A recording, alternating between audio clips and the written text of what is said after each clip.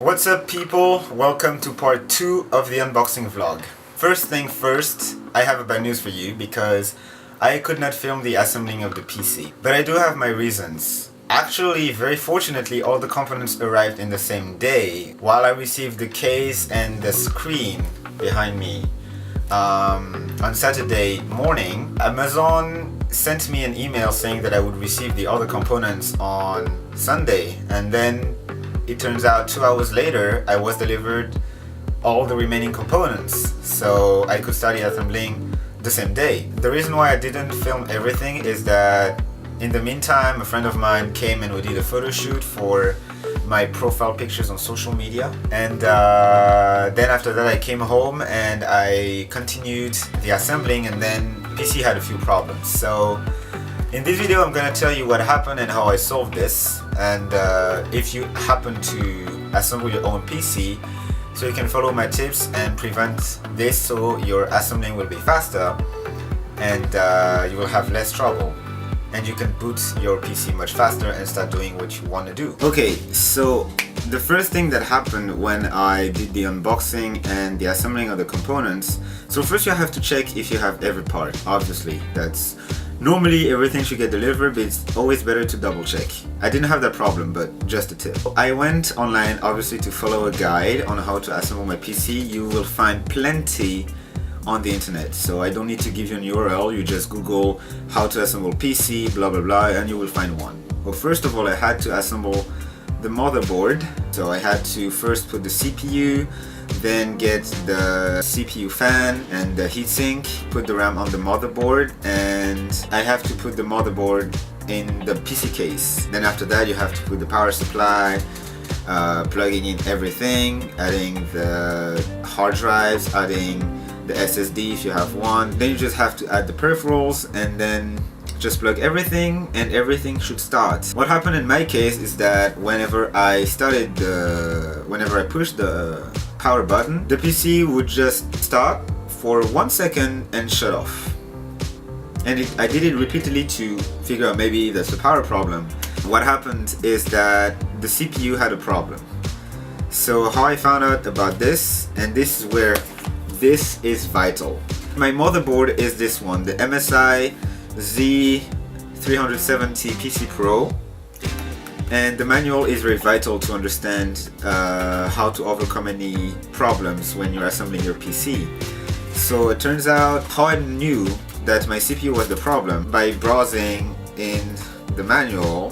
The good thing about this motherboard is that it has some debugging LEDs. This is the Easy Debug LED, and you have 4 LEDs here. So if the CPU is on, it indicates that the CPU is not detected or failed. When I put the CPU in the socket, I saw that one pin of the socket was actually bent. So what I did is that I removed the actual heatsink and CPU fan, removed the CPU, and used a toothpick to actually put back the bent pin in place. And miracle, everything booted up. So yeah, that was the problem, and I struggled for like 2 hours to figure out what was the problem. You know, if you have a problem when your PC won't boot up, it's a power supply problem, maybe your motherboard is shorted with the case, maybe there's a few other issues, maybe you haven't plugged in correctly one power port or another. Yeah, you might have forgotten something to plug. There's a lot of things. So I'm actually quite excited to show you the PC when it boots up. I said I wouldn't brag about the window and not showing the components, but just for the sake of this video I want to show you the inside of my PC. So let's start. Safety first. Whenever you open your PC, unplug the power. You don't want to get electrocuted in any case. Ta-da! Here it is. Heatsink, CPU fan, power supply, the graphics card, the SSD is right here. It's a small part. It stores 250 gigabytes. Who knew we could store that much memory in such small circuits? I have my 2 RAM sticks here and my 3 terabyte hard drive for footage storage. Let's see how it is when you boot it up.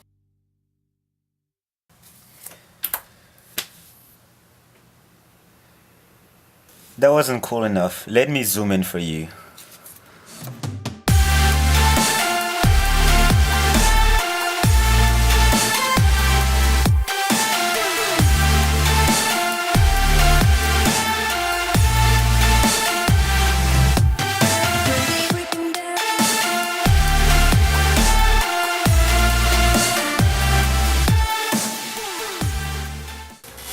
Okay, so ever since I got this, the boot up is lining fast. So now let's see the actual PC working. We'll do a benchmark, so let's see the benchmark. Okay, bear me here, I love the fisheye effect.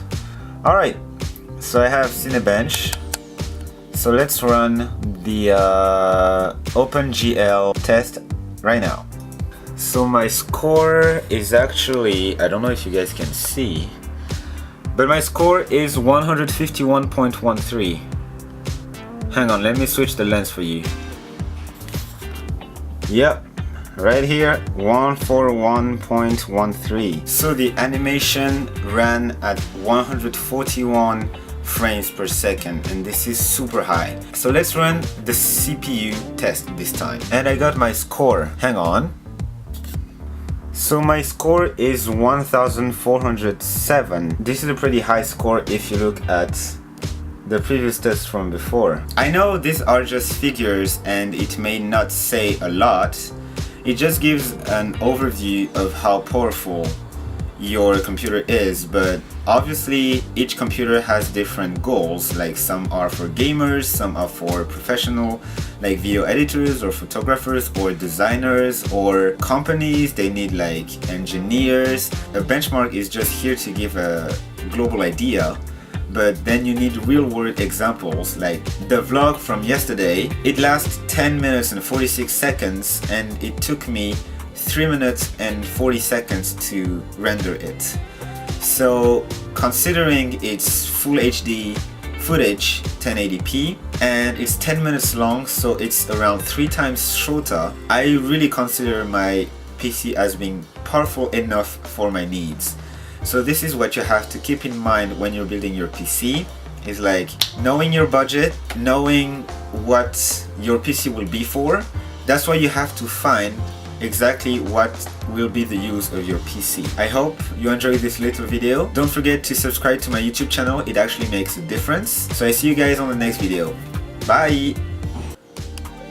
I didn't know, actually, like, I sort of always dreamed to have a front fan for my case, and this is it.